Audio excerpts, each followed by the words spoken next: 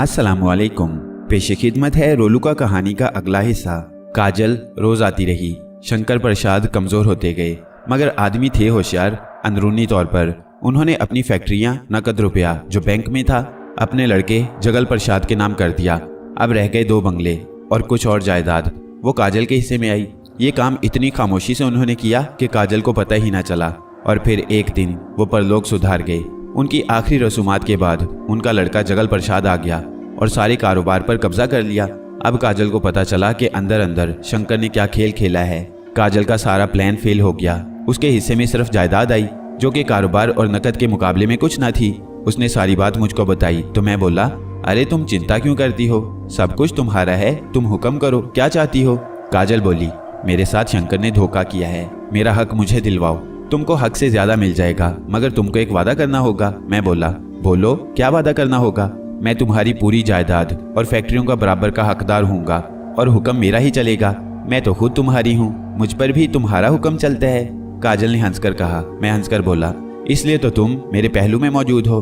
अच्छा, अब प्रोग्राम बताओ क्या करना है। काजल ने पूछा। तुम ऐसा करो, शहर की किसी नामी वकील के पास जाओ और उससे बात करो और सारा केस समझा दो। तुम इसकी फिक्र ना करो कि तुम्हारा केस कमजोर है। कोई तहरीरी दस्तावेज शंकर की तुम्हारे पास नहीं है, मगर केस दायर तो करो।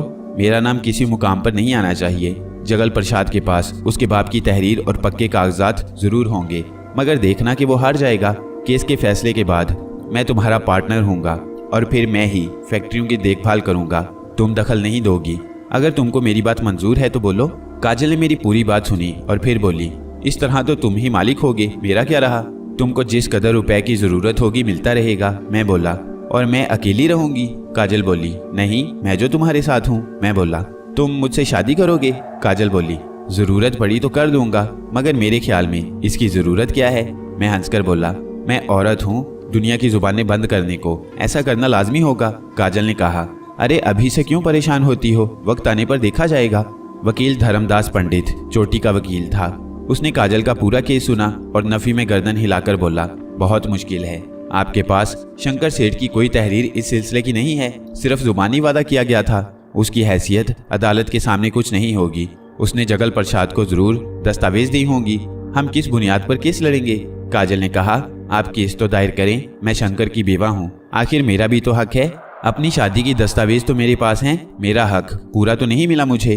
ठीक है, आपका इसरार है तो मैं कागजात तैयार करता हूँ। मेरी फीस आपको पता है। वकील धर्मदास पंडित बोला और केस अदालत में दायर कर दिया गया। जगल प्रसाद को पता चला तो वो काजल के पास आया और बोला, आप धर्म में मेरी माता हैं, मैं आपकी इज्जत करता हूँ। आपको अदालत में जाने की जरूरत नहीं थी। मामला कारोबार चलाने और फैक्ट्रियों की देखभाल का था, इस कारण पिताजी ने मेरे हवाले किया है। आपकी जरूरियात का मैं ख्याल रखूंगा। अदालत में सिवाय जग हंसाई के कुछ और नहीं मिलेगा, क्योंकि पिताजी ने पक्का काम किया है और मुझे तुम्हारा मोहताज बना दिया है। मैंने अपने हक के लिए दावा किया है। काजल बोली। जगल प्रसाद ने जवाब दिया, आपको जितने रुपए पैसे की जरूरत होगी मैं दूंगा। मैं खैरात पर जिंदा नहीं रहना चाहती। जुबानी तेरे बाप ने भी वादा किया था और मुझे धोखा दिया। अब तुम वही हरबा इस्तेमाल कर रहे हो। मैंने शंकर की बात पर एतबार किया और धोखा खाया। मैं अब किसी धोखे में नहीं आऊंगी। काजल बोली। केस अदालत में चला और पहली पेशी पर अदालत ने जगल प्रसाद से कुछ सवालात किए और अगली पेशी पर उसको तमाम दस्तावेज पेश करने का हुक्म दिया और यही बात काजल से भी की गई। मगर दूसरी पेशी पर जगल प्रसाद हाजिर न हुआ। उसके नुमाइंदे ने इतला दी कि वो बीमार है। काजल ने कहा, मेरे पास तहरीरी सबूत नहीं है, मगर मैं शंकर की बीवी थी, इसलिए मेरा हक बनता है। हम मियाँ बीवी के जुबानी वादे थे, मैं उन पर एतबार करती थी, इसलिए कागजात बनाने की जरूरत ना पड़ी। जगल प्रसाद परेशान था कि उसकी तिजोरी में कोई कागज उसकी सच्चाई साबित करने को नहीं था। काजल ने कई गवाह पेश कर दिए जिन्होंने शंकर की जुबानी ये सुना था कि काजल ही उनके बाद सब फैक्ट्रियों और जायदाद की मालिक है। जगल प्रसाद का केस कमजोर होता गया और फिर अदालत ने हुक्म जारी कर दिया कि चूंकि जगल प्रसाद के पास मालिक होने का और फैक्ट्रियां चलाने का सबूत नहीं है, उसको सिर्फ उसका हिस्सा मिलेगा, बाकी सबकी मालिक काजल होगी। काजल को भी भरोसा नहीं था कि वो केस जीत जाएगी। उसकी समझ में ये बात नहीं आ सकी कि जगल प्रसाद अदालत के सामने कागजात अपनी सच्चाई में क्यों पेश न कर सका और उसके हक में बयान देने वाले कहाँ से आ गए। मगर ऐसा हुआ और वो करोड़ों की मालिक बन गई। ऐसे कमजोर केस को जीतकर वकील भी हैरान था। तमाम कारोबार काजल के पास आते ही मैं एक्शन में आ गया और तमाम कारोबार पर मेरा हुक्म चलने लगा। मेरे तो ढंग ही निराले थे। मैंने फैक्ट्री के पुराने और शंकर के वफादार मुलाजमीन को बाहर निकाल किया और जो कुछ फैक्ट्री के तबाह होने के तरीके थे वो करने लगा। काजल मेरे हाथ में खिलौना थी, मालिक तो मैं था। 1 साल में ही दोनों फैक्ट्रियां बिक गईं। काजल ने मुझसे कुछ न कहा। 1 साल में मैंने उसके दिमाग और जिस्म में इतनी ताकत कब छोड़ी थी। उसका खूबसूरत जिस्म अब खूबसूरत नहीं था। और फिर एक दिन वो भी शंकर के पास चली गई। उसकी मौत का कारण किसी को पता न चला। इसके बाद बचा हुआ माल जगल प्रसाद के हाथ लगा। अगलोता खुश हुआ। दयाराम ने उसकी दौलत को ही नहीं, उसको भी घाट किनारे लगा दिया। अब यहाँ क्या रखा है, आगे चलो, अगलोता ने कहा। जहाँ तुम्हारा दिल करे चलो, मैं तो तुम्हारे साथ हूँ, मैं बोला। और मैं इसके बाद गाजियाबाद आ गया। मेरे पास रुपया था। आते ही मैंने एक अच्छा सा मकान खरीदा और रिहाइश इख्तियार की। मकान अच्छा था और उसके चारों तरफ मुसलमान और हिंदू सब थे। अगलोता बहुत दिन से खामोश था। उसको ग़िज़ा नहीं मिली थी। इसका इंतज़ाम मुझे ही करना पड़ा और पहली वारदात गाजियाबाद में हुई। उसका अंदाज वही पुराना था। पुलिस होशियार हो गई, मगर इस वारदात के बाद फिर कुछ ना हुआ। पुलिस को सिर्फ यह अंदाज़ा हुआ कि पुराना राक्षस गाजियाबाद में है, मगर अब उसके अंदाज में फ़र्क है। पहले सिर्फ बाजारी औरतों को निशाना बनाता था और अब ऐसा नहीं करता। मेरे रहने का अंदाज रईसाना था कि नौकर चाकर और ठाठ सब रईसाना थे। लोग मुझे कोई बड़ा जिम्मेदार समझे। मैं खर्च भी बेदरेक करता था। आए दिन पार्टियां करता था। शहर के बड़े लोगों को बुलाता था। आहिस्ता आहिस्ता मैं मशहूर हो गया। गाजियाबाद की आबादी में हिंदू मुसलमान सब बराबर ही थे, मगर सब पुरअमन बाशिंदे थे। उनमें कभी आपस में लड़ाई झगड़ा नहीं हुआ। मेरे ज़्यादातर ताल्लुकात हिंदू घराने से थे। इसकी वजह यह थी कि हिंदू घरानों की औरतें और लड़कियां ज़्यादा आज़ाद ख्याल थी, जबकि मुसलमानों की औरतें पर्दे में रहती थीं और किसी गैर मर्द से मरासम नहीं रखती थीं। अगलोता ने एक रोज़ कहा, अब तुमको कोई बड़ा काम करना चाहिए। कब तक औरतों के चक्कर में पड़े रहोगे? तुम ही बताओ क्या करूं? तुम तो मेरे गुरु हो। अगलोता बोला, इस शहर में 2 कौमें आबाद हैं और उनमें कभी लड़ाई नहीं हुई। ये क्या बात है? कुछ तो होना चाहिए। मैं बोला, बताओ क्या करूं? बहुत आसान तरीका है। मुसलमान गंदे जानवरों से नफरत करते हैं। तुम किसी तरह उनकी मस्जिद में सूअर को डलवा दो। खुद ये काम ना करो, किसी से करा दो। मुसलमान भड़क जाएंगे, वो मंदिरों में कुछ करेंगे और इस तरह आपस में नफरत पैदा होगी और कुछ हलचल पैदा होगी और मेरी तफरीह भी कुछ हो जाएगी। 2 दिन के बाद गाजियाबाद की बड़ी मस्जिद में 2 सूअर फिरते पाए गए। सवेरे अजान के लिए मुअज्जिन ने मस्जिद का दरवाज़ा खोला तो उसकी नज़र सूअर पर पड़ी और फिर मुसलमानों में सख्त बेचैनी पैदा हो गई। ये वाक़या पहली बार हुआ। लोबारी मंडी के अकबर खान ने फौरन सब मुसलमान आबादी के नुमाइंदों को बुलाकर कहा, हमारे लिए बड़े शर्म की बात है कि हमारी मस्जिद में सूअर का सर डाला गया है। अगर हम इस पर कुछ ना बोले तो इसके आगे भी कुछ और होगा। ये मामला किसी एक मुसलमान का नहीं है, हर मुसलमान का है। इस पर गौर करने की ज़रूरत है। और फिर मुतफ़िक़ा तौर पर 3 गैर आदमियों की कमेटी बना दी गई और फिर उस कमेटी के फैसले के मुताबिक जवाबी हमला किया गया और गाय के सर मंदिरों में डाले गए। इसके बाद तो हिंदू मुस्लिम दुश्मनी अपने अरूज पर पहुंची और शहर में लड़ाई झगड़े शुरू हो गए। मुसलमान चूँकि बराबर थे और हिंदू ज़हनी तौर पर भी मुसलमानों से दबते थे, इसलिए हर जगह मुसलमान उन पर भारी पड़ रहे थे और ज़्यादा नुकसान हिंदुओं का हो रहा था। मामला संगीन सूरत इख्तियार करता जा रहा था। पुलिस की नफरी हर मोहल्ले में तो नहीं हो सकती थी, मगर फिर भी इंतजामात कर रही थी। मगर वाक़यात मुसलसल हो रहे थे। हिंदुओं में अमरनाथ इस शहर के पुराने और जाने माने आदमी थे। लोगों ने उनको मजबूर किया कि वो आगे बढ़ें और मुसलमानों से बात करें और आपस की इस लड़ाई को बंद कराएं। अमरनाथ खुद भी इसी फिक्र में थे। कई दिन की कोशिश के बाद उनकी मुलाकात अकबर खान से हो गई। दोनों एक दूसरे को जानते थे। अमरनाथ बोले, इस शहर को किसकी नज़र लग गई खान साहिब? हमारा ऐसा पुरअमन शहर था, ये अचानक क्या हो गया है? अकबर खान बोले, अमरनाथ जी, आप जानते हैं इंसान बुरे से बुरा हो मगर मजहब के मामले में बड़ा जज्बाती होता है। किसी शरपसंद ने मस्जिद के अंदर सूअर छोड़ दिए। मुसलमानों का तो जज्बात में आना लाजमी था। इसके जवाब में उन्होंने कार्रवाई की, मगर ये जवाबी कार्रवाई थी। पहल तुम्हारी तरफ से हुई, मुसलमानों ने सिर्फ जवाबी कार्रवाई की है। अमरनाथ बोले, आपने जो कुछ कहा दुरुस्त कहा, मैं तस्लीम करता हूँ, मगर मेरा ख्याल है कि पहल किसी हिंदू ने नहीं की। ये कोई ऐसा फर्द है जो हमको आपस में लड़ाना चाहता है। उसका मकसद पूरा हुआ और हिंदू मुसलमान लड़ने लगे। खान साहिब, आप ज़रा सोचें, हम लोग एक ज़माने से साथ हैं। कभी आपने हमारे धर्म के बारे में कुछ नहीं कहा और हमारे जज्बात का ख्याल रखा। इसके जवाब में हमने भी ऐसा ही किया। फिर अचानक ये वाक़या हुआ। आप गौर करें, इस शहर में ज़रूर कोई ऐसा शैतान आ गया है जो इस शहर के अमन को बर्बाद कर रहा है। अकबर खान ने थोड़ी देर गौर किया और फिर बोले, तुम्हारी बात समझ में आती है। कुछ दिन पहले आपने सुना होगा कि वो राक्षस ने इस शहर में एक वारदात की थी। उससे पहले इसे मिलती जुलती वारदातें दूसरे शहरों में होती रही थी। ये ज़रूर कोई शैतान सिफ्त आदमी है, उसने ये शरारत की है। अमरनाथ बोले, आपने ठीक अंदाज़ा लगाया, मगर सवाल यह है कि पुलिस तो इसको पकड़ नहीं सकी। बड़े शहरों की पुलिस और अंग्रेज सरकार भी उसका कुछ नहीं बिगाड़ सकी। मैं नहीं कह सकता कि उसके पास कोई मावराई शक्ति हो और वो उसके ज़रिए ऐसे गंदे और इंसानियत सोच काम करता हो। हाँ साहिब, सिफली और जादुई काले इल्म में बड़ी ताकत होती है, इंसान उनसे नहीं लड़ सकता।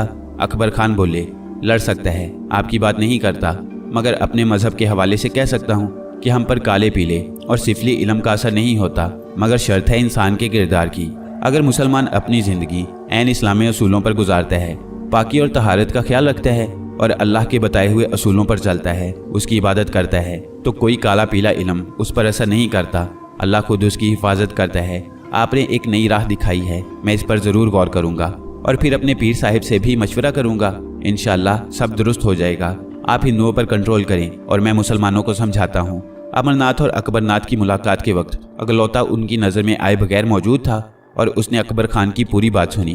अकबर खान की आखिरी बात ने उसको चौंका दिया और उसने मुझको कहा, दयाराम, जिस बात का डर था वही बात सामने आने वाली है। मैं सबसे जीत सकता हूँ, तुझे हर मुसीबत से छुड़ा सकता हूँ, इंसान का दिमाग पलट सकता हूँ, मगर कुछ मुकामात पर मैं कुछ नहीं कर सकता। मुझे अपनी फिक्र पड़ जाती है, तेरी क्या मदद करूँगा। इसलिए मेरा मशवरा ये है कि ऐसा वक्त आने ना दिया जाए। वो वक्त शायद आने वाला है। अकबर खान ने इशारा दिया है, इसलिए इस शहर को छोड़ना होगा, कोई और ठिकाना तलाश करना होगा। शहरों की कोई कमी नहीं है, ना इंसानों का काल पड़ा है। मैं बोला, ये तो बुज़दिली की बात है। तुम इतने शक्तिमान हो फिर डरते हो। तू नादान है, तूने कुछ नहीं देखा।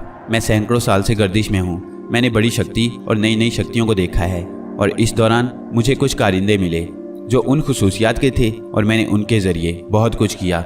मगर फिर एक ऐसी शक्ति इस दुनिया में वारिद हो गई कि मैं फिर फिजाओं में खो गया और हालात को देखता रहा। इंसान ने फिर करवट बदली, उसके ईमान में खलल पैदा होने लगा और मुझे फिर इस दुनिया में आने का हौसला हुआ और फिर किसी ऐसे कारिंदे की तलाश हुई जिस पर मैं उतर सकूं और तू मुझे मिला। तेरा नसीब अच्छा है कि तुझे मैं मिला हूँ और मेरा भी कि मैं तुझे तलाश कर सका।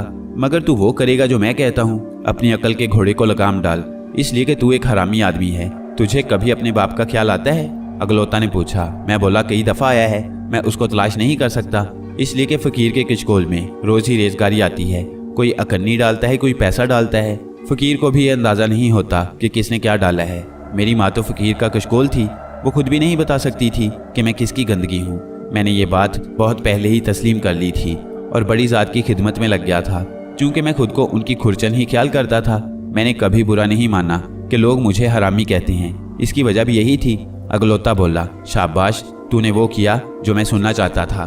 तू ऐसा है जो उल्टा पैदा हुआ और पैदा होते ही तेरी माँ मर गई। तेरी जूते और गालियाँ खाकर परवरिश हुई और जवानी तक तेरे सर पर जूते बरसते रहे। मुझे तुझ जैसे आदमी की ज़रूरत थी। तू मेरे म्यार पर पूरा उतरा है। इस शहर को छोड़ कि इसमें तेरे और मेरे खिलाफ बड़ा महाज कायम होने वाला है। वो अकबर खान खतरनाक बात कर गया है। मैंने कोई सवाल ना किया और दूसरे रोज़ पंजाब की तरफ रवाना हुआ। अमृतसर पंजाब का बड़ा शहर है। ज़्यादा आबादी सिखों की है। यहाँ की ज़मीन जरखेज़ है और पानी भी है। वक्त पर बारिश होती है, इसलिए किसान खुशहाल है।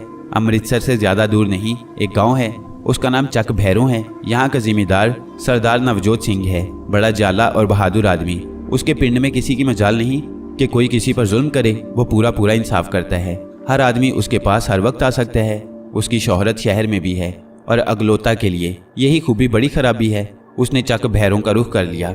मैंने सरदार नवजोत सिंह से कहा, मैं परदेसी हूँ, आपके गांव की आबो हवा मुझे पसंद आ गई है। मैं यहाँ पर रहना चाहता हूँ। कोई ज़मीन का टुकड़ा मुझे दे दो, कीमत चाहे जो ले लो। सरदार रहमदिल आदमी था। मेरी मस्कीन सूरत देखकर बहल गया और बोला, ज़मीन तो है पर मैं फ़रोख्त नहीं करूँगा।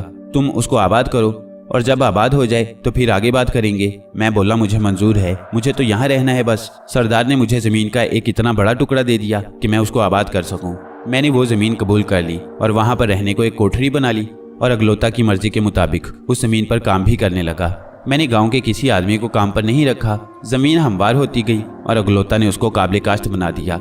इतनी जल्दी उस ज़मीन को काश्त के काबिल सिर्फ एक आदमी ने बनाया। ये बात सरदार के लिए हैरत की तो ज़रूर थी, मगर उसने इस पर ज़्यादा ध्यान नहीं दिया। दरअसल मुझे काश्तकारी, उसकी पैदावार से कोई मतलब ना था। मुझे तो यहाँ रहने का बहाना दरकार था। सरदार से मैं जब भी मिलता बड़े अदब से मिलता, उससे मशवरे तलब करता।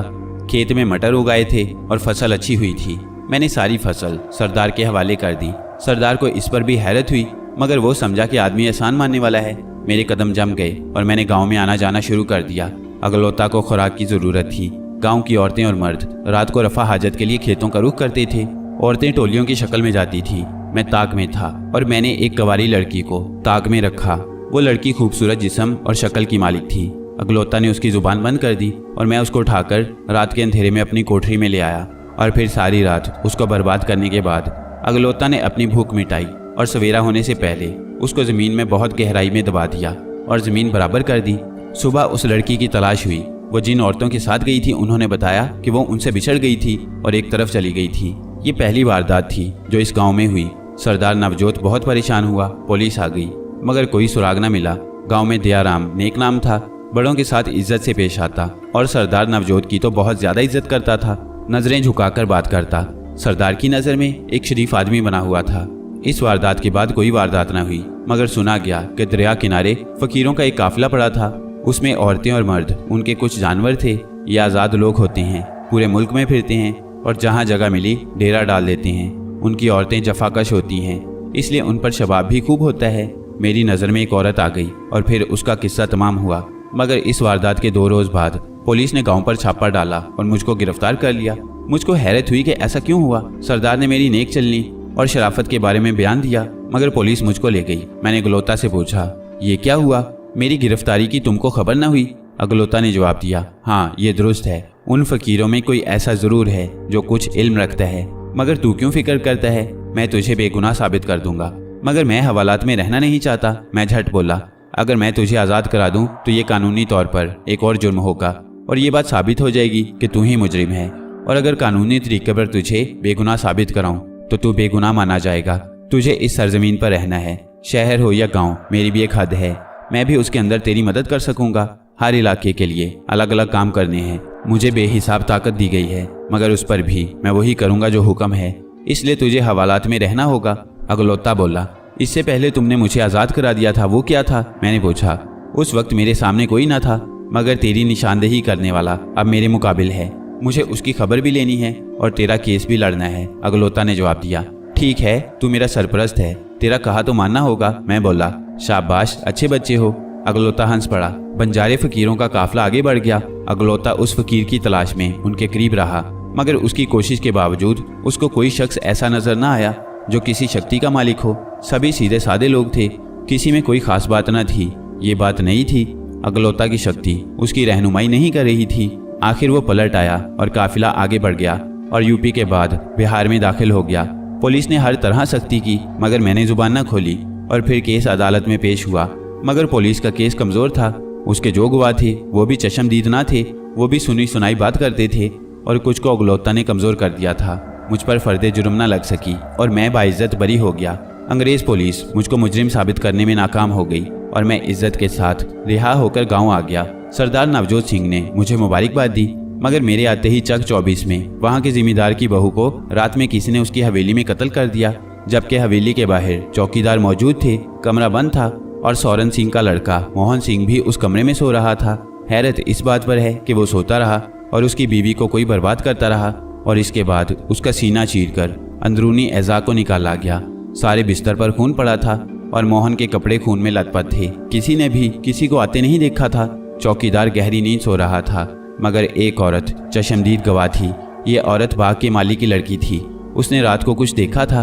पुलिस ने उसका नाम और वो कौन है, किस तरह उसने देखा, राज में रखा था क्योंकि मुजरिम अय्यार था, कहीं उस गवाह को नुकसान न पहुंचाए। मगर फौरी तौर पर सौरन सिंह को अपनी बीवी के कत्ल के इल्ज़ाम में पुलिस ने गिरफ्तार कर लिया था और हवालात में बंद कर दिया था क्योंकि बंद कमरे में कत्ल और कमरे में सिर्फ 2 फर्द तो कत्ल जाहिर है एक ने किया है।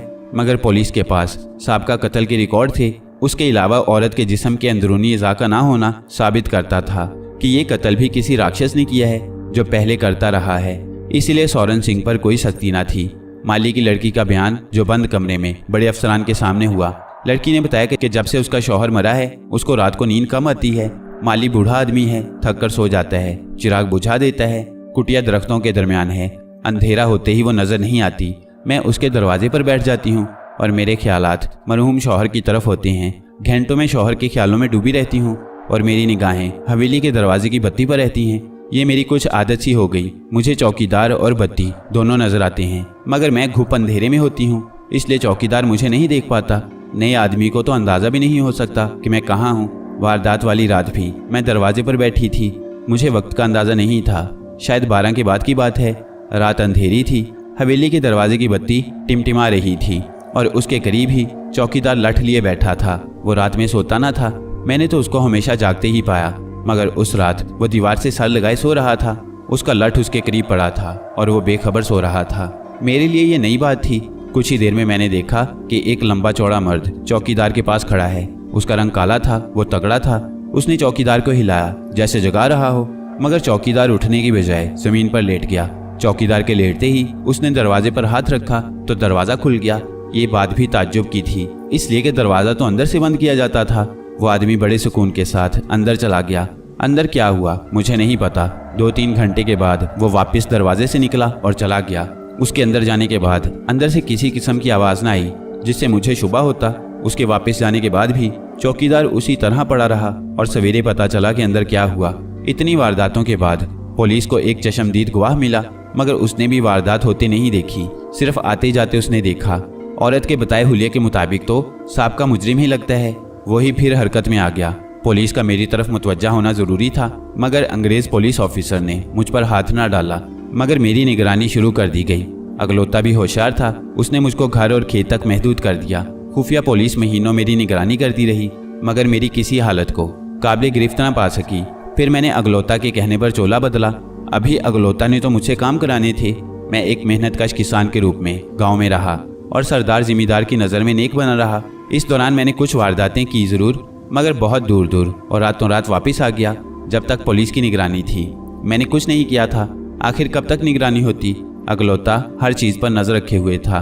उसका दिमाग शैतानी था और ख़तरे को फ़ौरन समझ आता था। बंजारों का काफिला तो नामालूम किस जगह पर जा चुका था, मगर एक औरत उम्र रसीदा, कमर झुकी हुई, सफ़ेद बाल और निहायत कमज़ोर दरिया के किनारे पड़ी रह गई थी। शायद बंजारे फ़कीरों के लिए वो बोझ थी, या वो खुद नहीं गई थी। वो क्या खाती थी, कौन खिलाता था, किसी को कुछ पता न था। वो किसी तरह गिरती पड़ती सरदार जिम्मेदार के पास आ गई। सरदार ने पूछा, अरे तू तो बंजारन है, तेरा काफिला तो चला गया, मगर तू नहीं गई। बूढ़ी बोली, सरदार नवजोत सिंह, तेरा और मेरा दोनों का भारी नुकसान हुआ है। मैंने इसलिए अपना सफ़र रोक दिया है। मेरा यहाँ पर कुछ काम है। अरे माई, नुकसान और नफ़ा तो ज़िंदगी के साथ है, इससे कौन बच सकता है? सरदार नवजोत सिंह बोला, बात तेरी दुरुस्त है, मगर नुकसान 2 किस्म का हुआ है। एक कुदरती अपनी गलती से होता है, उस पर आदमी सब्र करता है। एक शैतान राक्षस नुकसान करता है, तो शैतान के नुकसान को मैं बर्दाश्त नहीं करती। बूढ़ी ने कहा, तू झुकी हुई है, अब इस उम्र में तू क्या करेगी? छोड़ दे, रब को याद कर बस। सरदार, तेरे सर पर एक बहुत भारी पत्थर रखा है। मेरी बात पर जरा सा गौर कर। तूने अपनी आस्तीन में सांप पाल रखा है। कुछ दिन जाते हैं कि तेरा और तेरे खानदान का नुकसान होगा और ये हरा भरा गांव उजड़ जाएगा। किसी की इज्जत और जान महफूज नहीं रहेगी। बूढ़ी ने बात आगे चलाई। नवजोत सिंह चौंक पड़ा और बोला, क्या कह रही है माई? साफ साफ गल कर। बूढ़ी बोली, तो सुन, तूने रहम खाकर उस शैतान को अपनी ज़मीन दे दी, जो पूरा शैतान है। उसने ही सबका कत्ल किया है। उसने मेरी नवासी का खून पिया है। इसके अलावा नामालूम कितनी औरतें उसका निशाना बन चुकी हैं, मगर उसके खिलाफ कोई सबूत नहीं है, गवाह भी नहीं है। एक औरत ने उसको हवेली में आते ज़रूर देखा था, और वो औरत माली की बेवा बेटी है। कुछ दिन जाते हैं कि वो उसका भी हशर बुरा करेगा। क्या कह रही है माई? वो तो बड़ा शरीफ बंदा है। मुझे तो तेरी बात का यकीन नहीं आ रहा। सरदार बोला, तो ना कर यकीन, मेरा काम तुझे बताना था तो मैंने बता दिया। बूढ़ी बोली, और तुझे किस तरह पता चला कि ये काम उसने किया है? कहीं ये वही राक्षस तो नहीं जिसकी तलाश सबको है? सरदार ने पूछा, ये मैं तुझको नहीं बता सकती, क्योंकि मुझे इसकी इजाज़त नहीं है। वक्त आने पर तुझे खुद पता चल जाएगा। बूढ़ी ने कहा, अच्छा, अगर मैं तेरी बात मान लूँ तो फिर क्या करूँ? सरदार ने पूछा। बूढ़ी बोली, तू धौंस और ताकत से उस पर असर नहीं डाल सकता। निहायत नरमी से ज़मीन खाली करा ले, मगर उससे पहले सरकारी मशीनरी को भी आगाह कर दे। याद रख, वो रात का बादशाह है, उसकी ताकत बेपनाह है। जो कुछ करना है दिन में करना। पुलिस को साफ बता दे कि मुझे उस पर शक है। मेरी ज़मीन हथिया कर बैठा है, खाली कराओ। काम बड़ा मुश्किल है, मगर करना तो पड़ेगा, और अगर ना करेगा तो तबाही मुंह खोले खड़ी है। सरदार नवजोत सिंह परेशान हो गया। उसकी समझ में नहीं आ रहा था कि क्या करे। सरदार नवजोत सिंह कमज़ोर बुज़दिल आदमी ना था, मगर बुढ़िया की बात उसकी समझ में आ नहीं रही थी। अगर उससे सवाल किया गया कि तुम किस शक की वजह से उसको राक्षस और मुजरिम ठहराते हो, तो वो इस बुढ़िया का हवाला देकर खुद को बेवकूफ़ तो साबित नहीं कर सकता। मगर फिर उसने सोचा, ज़्यादा से ज़्यादा ये होगा कि सरकारी पुलिस मेरी मदद नहीं करेंगे, तो क्या हुआ, मैं खुद ही ज़मीन खाली करा सकता हूँ। ये ख्याल दिल में आते ही वो अमृतसर रवाना हो गया और इलाके के बड़े पुलिस अफसर से मुलाकात की और उसको बताया कि मेरी ज़मीन का एक टुकड़ा एक शख्स ने ज़बरदस्ती ले रखा है, उसको आप खाली करवा दें। अफसर ने पूछा वो कौन है और तुम क्यों खाली कराना चाहते हो? सरदार के पास दलील बड़ी कमज़ोर थी, मगर फिर भी उसने अपने खदशात बयान किए। अफसर बोला, तुमने बड़े संगीन खदशात का जिक्र किया है, तुमको इसके लिए सबूत फराहम करना होंगे। सरदार ने जवाब दिया, सबूत तो मेरे पास नहीं है। शुबहात इसलिए हैं कि जब मैंने वो ज़मीन उसको दी थी उस वक्त वो काबिल काश्त ना थी, पथरीली और ऊंची नीची थी, मगर उसने ले ली थी। इसके बाद उसने चंद रोज़ में उस ज़मीन को बगैर किसी मदद के काबिल काश्त बना लिया। ये बात बाइसे हैरत तो है कि सिर्फ एक आदमी इतना बड़ा काम करे और बगैर किसी मशीनरी के, और इसके बाद काश्त भी करे और पूरी काश्त मेरे हवाले कर दे और कोई हिसाब किताब न करे। मैंने पहले इन बातों का ख्याल नहीं किया था क्योंकि मेरा इसमें नुकसान नहीं फ़ायदा था, मगर अब ख्याल आता है कि सिर्फ यहाँ पर क्याम करने के लिए ऐसा किया गया था। फिर चंद वारदातें औरतों के हलाक होने की हुई, उनमें बंजारे फ़कीरों की एक कड़ियल जवान औरत भी मारी गई। आपको भी उसका इल्म है। बंजारे कूच कर गए, मगर उसी मुकाम पर एक बूढ़ी औरत पड़ी रह गई। आप शायद यकीन ना करें कि वो औरत वहीं पर पड़ी रही। उसने क्या खाया, कैसे जिंदा रही, किसी को पता नहीं है। और फिर वो मेरे पास आ गई और उसने बताया कि तेरी ज़मीन पर राक्षस रहता है और तुझ पर बहुत बड़ी तबाही लाने वाला है। ये हरा भरा गांव उजड़ने वाला है। और बड़ी खौफनाक पेशगोइयाँ उसने कर दी। मेरा परेशान होना लाजमी था। उसने मशवरा दिया कि मैं पहले सरकारी मशीनरी को अपने खदशात से आगाह कर दूं, तो मैं हाजिर हुआ हूँ। अफसर ने बड़े गौर से सरदार नवजोत सिंह का बयान सुना और बोला, हो सकता है कि बुढ़िया ने तुमसे जो कहा उसमें कुछ सदाकत हो, मगर सरदार साहिब आप जानते हैं कि हम इस किस्म की हवाई बातों पर तो एक्शन नहीं ले सकते। आप बड़े जिम्मेदार हैं, आपका एक मुकाम है, इसलिए मैं ये कर सकता हूँ कि उस शख्स की निगरानी शुरू कर दूँ और अगर कोई गड़बड़ नजर आए तो फिर एक्शन लूँ। सरदार ने कहा, देखिए साहिब, आपको मतला करना था वो मैंने कर दिया। अब मैं अपनी ज़मीन खाली कराने की अपने तौर पर कोशिश करता हूँ। अगर मैं इसमें कामयाब होता हूँ तो फिर नहीं आऊँगा आपके पास, और अगर वो एक आदमी ज़मीन खाली नहीं करता, कुछ और करता है, तो आपको इतला करूँगा। वैसे मैं आपको बता दूं कि मैं कानूनी बंदा हूं, गैर कानूनी कोई काम नहीं करता। अफसर ने जवाब दिया, सरदार साहिब मुझे पता है, मैं आपकी मदद करूंगा। सरदार नवजोत सिंह वापस आ गया। बूढ़ी ने पूछा, कराया इतला? सरदार ने कहा, हाँ, मगर काम मुझे ही करना होगा। कल सवेरे जाऊंगा उसके पास। बुढ़िया बोली, बेफिक्र होकर जा और साफ साफ बात करना। तुझे मैं जानती हूँ, मुरव्वत और रहम दिल है, मगर किसी किसी जगह इंसान को सख्त रवैया भी इख्तियार करना जरूरी होता है। मैं तेरे लिए दुआ करूंगी। दूसरे दिन सरदार नवजोत सिंह घोड़े पर अकेला दयाराम के खेत पर चला गया। दयाराम कोठरी में था। बाहर आया तो उसके कंधे पर अगलोता भी मौजूद था। सरदार को देखकर अगलोता ने उसके कान में कहा, इसका इरादा ठीक नहीं है, आराम से बात करना।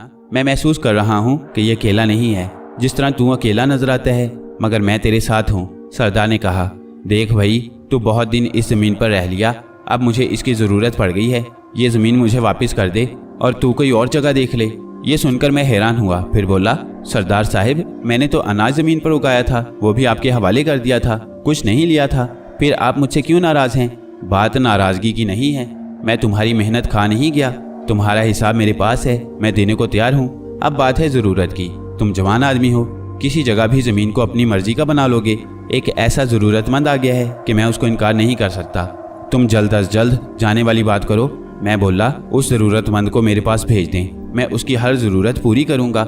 ऐसा नहीं हो सकता, जो मेरे पास आया है उसकी ज़रूरत मुझे पूरी करनी है, ये मेरा असूल है। सरदार ने जवाब दिया, और मेरा असूल ये है कि मैं अपनी मर्जी से आता हूँ और अपनी मर्जी से जाता हूँ। सरदार बोला, इसका मतलब मैं ये लूँ कि तुम जगह खाली करने से इनकार करते हो? आप कुछ भी मतलब लें, मैंने अपना असूल आपको बताया है।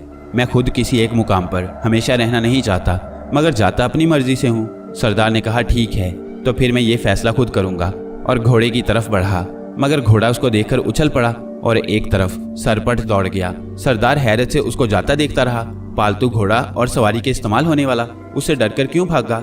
मैं बोला, सरदार साहिब, आपको पैदल जाना होगा, आपका घोड़ा धोखा दे गया है। सरदार जो अब तक हैरत में था, उसने गर्दन हिलाई और पैदल ही गांव की तरफ रवाना हुआ। सरदार के जाने के बाद अगलोता खामोश रहा, तो मैंने कहा, क्या हुआ गुरु, तुम क्यों चुप हो?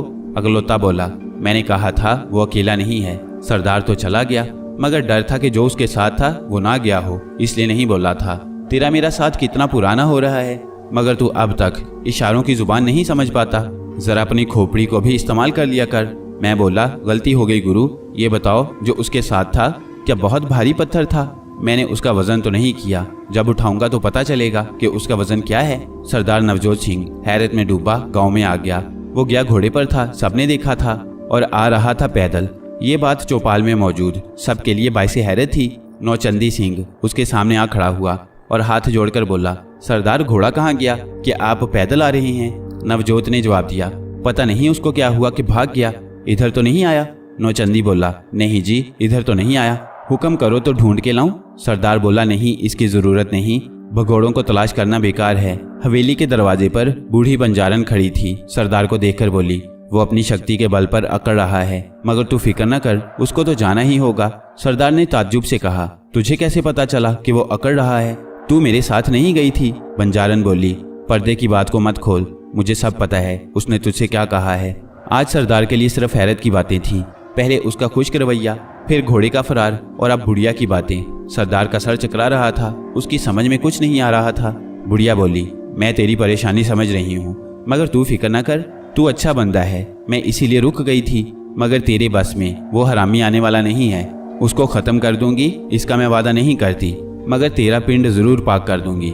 पर तुझे एक वादा करना होगा कि तू मेरे बारे में किसी से जिक्र नहीं करेगा। नवजोत सिंह बोला, मुझे किसी को बताने की ज़रूरत नहीं है, पर ये तो बता, ये क्या चीज़ है और तू किस तरह उसको जानती है? मेरी तो समझ में तुम दोनों ही नहीं आए हो, चकरा कर रह गया हूँ। बुढ़िया के चेहरे पर एक जलाल की कैफियत पैदा हुई। कुछ मिनट खामोश रही और फिर बोली, देख वे सरदारा, मैं अल्लाह की बंदी हूँ और सिर्फ अपने सोहने रब को याद करती हूँ। मैं बंजारन नहीं हूँ। उनके काफिले में शायद इसी काम के लिए उनके साथ आ गई थी। एक बंजारन ने मुझे कह दिया था, मगर अब पता चला कि मेरा असल काम अब शुरू हुआ है। मैं मुसलमान हूँ। उस आदमी के साथ ज़रूर कोई मावराई ताकत है, और वो ताकत रहमानी नहीं है, शैतानी है। उसके काम से मैंने अंदाज़ा किया है। मैंने उस शैतान चीज़ को नहीं देखा, मगर है ज़रूर। मैं खुद रात को उधर जाऊंगी और देखूंगी। अगर मेरा उससे मुकाबला हो गया और मैं मर गई तो मुझे इस्लामी तरीका पर इसी ज़मीन में दफन कर देना, और जिंदा रही तो सवेरे तेरी ज़मीन खाली हो जाएगी। सरदार ने हैरत से कहा, माई, तू अपनी जान पर क्यों लेती है? क्या मामला इतना खतरनाक है? हो सकता है हम दोनों अंधेरे के तीर हों, मैं भी और वो भी। उसने मुझे नहीं नापा और मैं उसको नहीं समझ पाई। जिसका वार चल जाए वो कामयाब होगा। मैं तुमको इस खतरे में डालना नहीं चाहता, सरदार ने कहा। अब तू मना करेगा तो भी मैं यही करूंगी। क्यों नहीं मानूंगी? तू इस बात को नहीं समझ सकता। आज का दिन तो हैरतों का दिन है, सरदार ने दिल में सोचा और हवेली के अंदर चला गया। मुझसे अगलोता ने शाम को कहा, आज की रात इस जमीन पर हमारी आखिरी रात होगी। मैंने समझ लिया है कि मैं जिनके सामने नहीं रुक सकता, और अगर मैं ये कहूँ कि डरता हूँ तो भी सच होगा। वही ताकत सरदार की पुश्त पर है। मैं पूरे गांव और सरदार को मुर्दा बना सकता हूँ, मगर अब नहीं, क्योंकि सरदार के सर पर किसी ने हाथ रख दिया है। इतनी कमजोरी की बात गुरु मैंने तुम्हारे मुंह से पहली बार सुनी है। मैंने कहा, तुम इसको बुज़दिली कहते हो, मगर मैं इसको हरबा कहता हूँ। मेरा मौका जब लगेगा मैं बदला चुका लूंगा, मगर अभी दुश्मन मेरी तलाश में है, होशियार है, इसलिए उसकी हदूद से निकल जाना ही अक्लमंदी है। तुम उससे मुकाबला नहीं करोगे, अपनी शक्ति को इस्तेमाल नहीं करोगे। मैं बोला, मैं आज रात इसीलिए रुकूंगा और उसकी ताकत का अंदाजा करूंगा। अगर बात बिगड़ती नजर आएगी तो किनारा कर लूंगा, अगलोता ने कहा। मैं बोला, मैं समझता था तेरी ताकत किसी को भी हरा सकती है। तेरा समझना भी गलत नहीं था। मैं किसी सिफली या किसी जादूगर को सामने खड़ा ना होने दूं, क्योंकि वो भी गंदे इल्म करते हैं। मेरे बारे में किसी को पता नहीं कि मैं कौन हूँ। मैं उन पर हावी आ सकता हूँ, मगर कुछ लोग, बल्कि अब तो बहुत लोग ऐसे हैं कि उनके सामने किसी की नहीं चलती। मेरी ताकत और मेरा गुरु भी वही है जो इन तमाम काले पीले अलूम का देने वाला है। उसका एक नाम नहीं है, मगर सब उसी से मदद के तालिब होते हैं। मैं भी उसका गुलाम हूँ। आधी रात को अगलोता ने कहा, बस अब चल। मैं समझ गया, खामोशी से बाहर चल। अब ठहरना या मुकाबला करना बेकार है। मेरा खर्चा जो था ये वही ताकत है, इससे मुकाबला करने को मना किया गया है। अगलोता के कहने पर मैं रात के अंधेरे में एक सिमत को रवाना हुआ और चलता गया। मुझे पता ना था कि वो कहाँ जा रहा है। बूढ़ी औरत ने खेत पर नजर डाली और चारों तरफ घूम फिर कर रात का अंदाजा किया और वापस गांव आ गई। सवेरे सरदार सोरन सिंह को खुशखबरी दी कि शैतान भाग गया। सरदार ने कहा, तुमने उसका ठिकाना देख लिया? मैं रात को वहीं थी। अब तेरे गांव पर कोई मुसीबत उसकी वजह से नहीं आएगी और वो दोबारा इधर नहीं आएगा। और अब मुझे भी इजाज़त दे, मैं भी जाऊंगी। सरदार बोला, माई, इस उम्र में अकेली कहाँ धक्के खाओगी? मेरे पास रहो, मैं तुम्हारा ख्याल रखूंगा, तुम्हारी हर ज़रूरत पूरी करूंगा। तू अच्छा बंदा है, पर मेरा रुकना मुमकिन नहीं है, जाना ज़रूरी है। और बूढ़ी औरत गांव के बाहर जाने वाले रास्ते पर रवाना हो गई। सरदार उसको खड़ा देखता रहा। जब तक वो नजर आती रही वहीं पर खड़ा रहा। अगलोता के कहने पर मैं रात भर चलता रहा। अगलोता ने मुझे रुकने का नहीं कहा। दिन निकल आया, रोशनी फैल गई। सड़क पर बैलगाड़ियां और दूसरी सवारियां नजर आने लगी। थोड़ी ही देर में एक छोटी सी आबादी नजर आ गई। यह आबादी रोड के किनारे पर थी। रोड के दोनों तरफ दरख्तों के साए थे और उसके नीचे कुछ दुकानें लगी थी। सुबह का वक्त था, लोग खरीदारी कर रहे थे। नाई और पान की दुकान पर लोग बैठे थे। मैं पान की दुकान के सामने रुक गया और एक आदमी से पूछा, भाई ये कौन सी जगह है? आदमी ने ताज्जुब से देखा और बोला, अरे क्या नए आए हो? पर आए कैसे? लारी तो अभी आई नहीं। मैं बोला, मैं पैदल आ रहा हूँ, तुम बताओ ये कौन सी जगह है? यहाँ से 5 कोस पर करनाल है और इस जगह को गोनापुर कहते हैं। करनाल की तरफ सफ़र करने वाली हर गाड़ी यहाँ रुकती है और ताज़ा दम होकर फिर करनाल जाती है और मेरा काम गाड़ी को ताज़ा दम करने का है। 2-3 गाड़ियाँ आ ही जाती हैं और अपनी दिहाड़ी हो जाती है। अकेला आदमी हूँ जो रोज़ जाता राम जी से नाता, मज़े में गुजारा हो जाता है। तेरा नाम क्या है और कहाँ से पैदल आ रहा है? बातूनी बोला, बहुत दूर से आ रहा हूँ, रात भर चला हूँ, बहुत थक गया हूँ। यहाँ पर आराम करने की कोई जगह है तो बता। बातूनी बोला, बात यह है कि कोई शहर तो है नहीं कि सराय मिल जाए, पर जगह तो है और तेरे मन में आए तो मौज मेला भी कर लेना, मगर उसका भी कुछ देना तो होगा। और हम ठहरे मजदूर आदमी और साथ लगा है पेट और हमारी रोजी है हवाई, होती हुई ना हुई और फिर एक लत और हमारे साथ है। क्या बताएं, आगे तुम खुद समझ लो। मैं समझ गया। मैंने जेब में हाथ डाला और 5 का नोट उसकी हथेली पर रख दिया। नोट देखकर बातूनी की आंखें रोशन हो गईं और वो बोला, आओ हमारे साथ, ठिकाने पर पहुंचा दें। बड़ी बढ़िया जगह है, याद करोगे, बड़ी खिदमत करेगी, सारी रात भर की थकन उतार देगी। मेरा नाम राम अवतार है, याद रखना। मैंने कुछ जवाब ना दिया और उसके साथ आबादी की तरफ चलता गया। ज्यादा आबादी नहीं थी। चंद मिनट के बाद वो एक दरवाजे पर खड़ा था। राम अवतार ने बारीक सी आवाज़ लगाई, अरे सोखी, मैं हूँ। अवतार, किसी औरत ने दरवाज़ा खोला और बोली, बोल क्या बात है?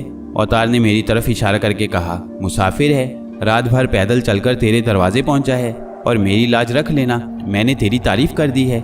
औरत ने नाक पर उंगली रखी और बोली, इससे पहले शिकायत मिली है, तू ही परले दर्जे का पाखंडी है, मेरा भी खा पी जाता है, अब के ऐसा मत करना। फिर मुझसे मुखातिब होकर बोली, सरदार खिदमत मैं करूंगी, इसको कुछ ना देना, मैं खुद उसका हिसाब करूंगी।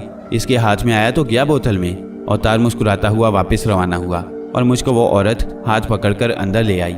आंगन से गुजरकर सामने 2 कमरे बने हुए थे। उसके सामने खपरेल पड़ी थी और उसी खपरेल के नीचे चूल्हा बना हुआ था और उसमें आग जल रही थी।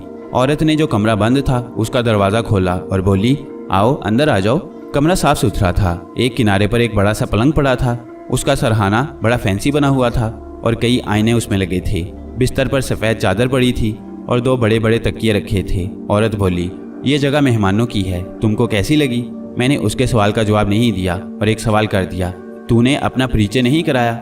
औरत मुस्कुराई, मेरा नाम तो कुछ और है, पर सब सूखी कहते हैं, शायद इसलिए कि मैं बचपन से लड़कपन तक बहुत सूखी थी, पर अब तू देख रहा है। औरत उसके सामने तनकर खड़ी हो गई। मुझको बात आगे चलाना थी, ये धंधा कब से कर रही है? औरत बोली, जब से जवान हुई हूँ। ना करती तो क्या करती, फूफी ने पाला था, माँ तो मुझे याद भी नहीं कि कब मरी। जवान हुई तो फूफी ने गौना कर दिया, मगर गौने के बाद पता चला कि मेरा घर वाला तो शराबी कबाबी है, जो कमाता है शराब में उड़ा देता है। और एक दिन तो मेरे लिए गाहक ले आया, मैंने बहुत मना किया, बहुत रोई, मगर उसने मुझे मार मार कर अधमुआ कर दिया और अपनी मर्जी कर डाली। उस दिन के बाद किसी न किसी को ले आता है और पैसे खुद वसूल करके शराब पी जाता है। मैं बोला, क्या तेरा घर वाला राम अवतार है?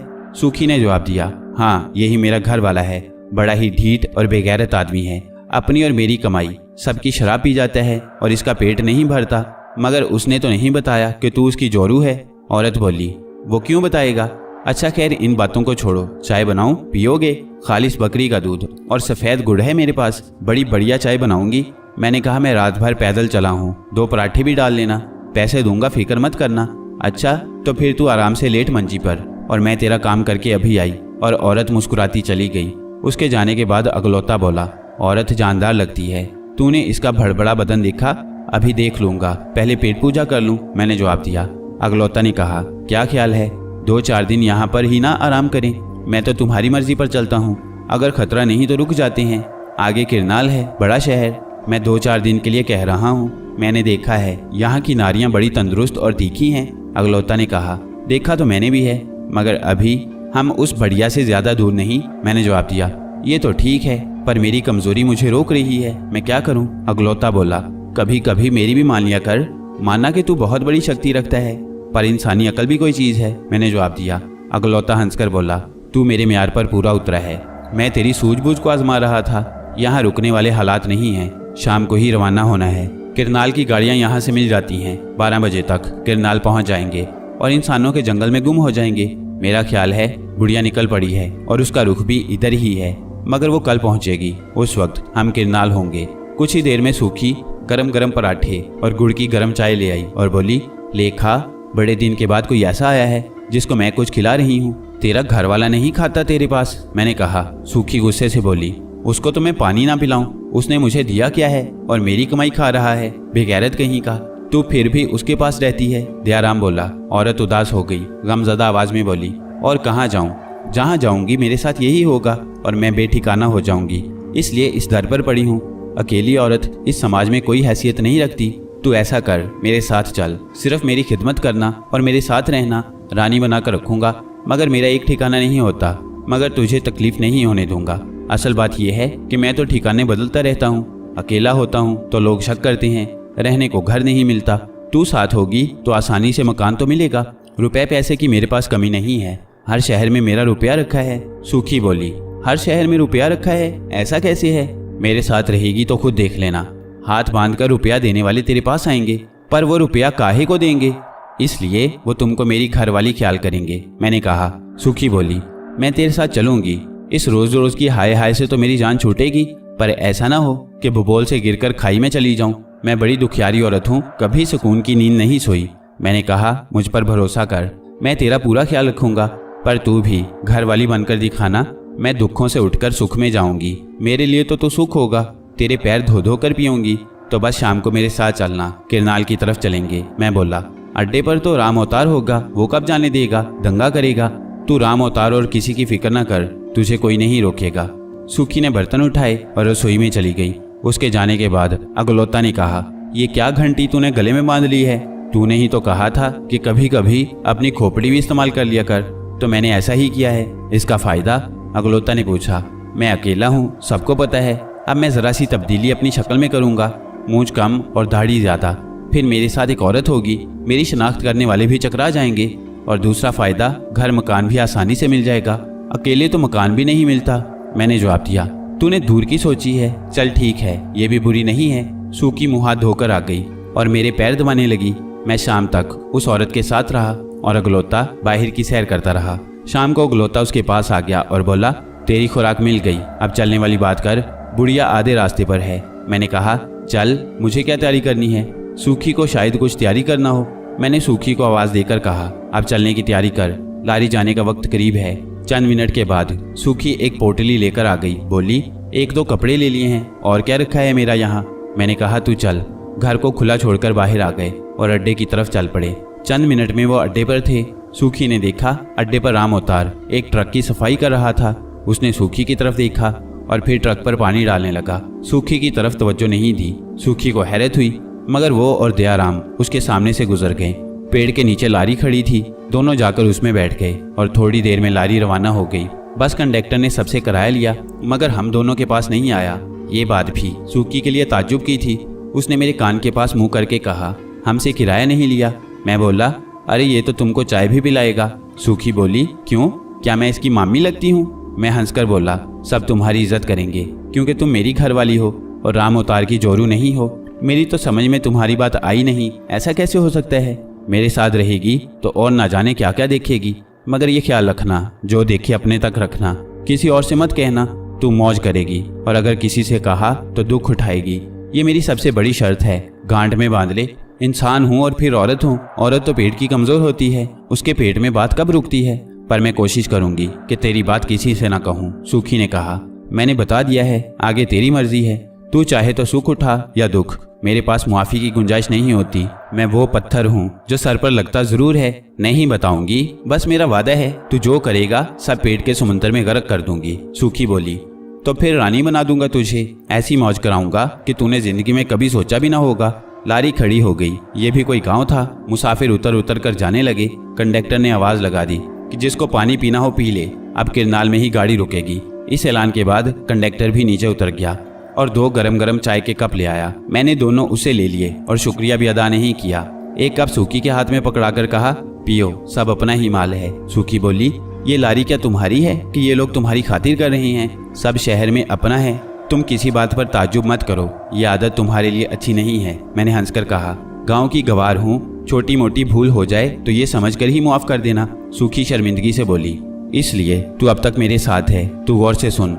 मैं जो नजर आता हूँ ऐसा नहीं हूँ। मैं क्या हूँ ये तू मेरे पास रहेगी तो पता चलेगा। बस अपनी जुबान और दिल को काबू में रखना। सूखी ने गर्दन हिलाकर इकरार किया, मुंह से कुछ ना बोली। रात 11 बजे किरनाल के अड्डे पर गाड़ी खड़ी हो गई और सब मुसाफिर गाड़ी से उतर गए। सबके जाने के बाद कंडक्टर दयाराम पास आया और बोला, यहाँ पर जानकी दास की सराय है, खाना कमरा सब अच्छा है, आओ मैं आपको वहाँ पर छोड़ाऊँ। मैंने गर्दन हिलाई और दोनों उसके साथ जानकी दास की सराय में आ गए। जानकी दास ने कहा, कमरा बहुत बढ़िया है और खाने का तो मैं खुद ख्याल रखता हूँ, कोई तकलीफ नहीं होगी, जब तक दिल करे रहो। और रहा किराया तो भैया आपसे किराया लेकर मैं अपनी मुसीबत बुलाऊंगा।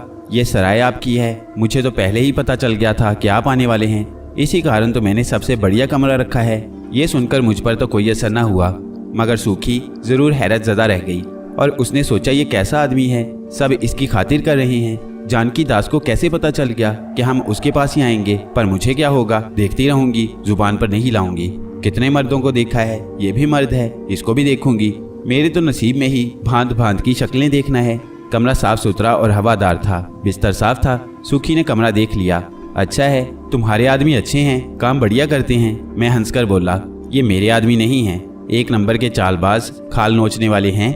मगर तुमने मदारी के बंदर को देखा है? मदारी के एक हाथ में लकड़ी होती है और बंदर उसके इशारे पर मदारी की मर्जी के मुताबिक काम करता है। अगर लकड़ी उसके हाथ में ना हो तो वो कभी काम ना करे। तो साबित हुआ कि सब करिश्मा उस लकड़ी का है जो मदारी के हाथ में है। अब तेरी समझ में बात आ गई? सूखी बोली, खूब समझ में आ गई।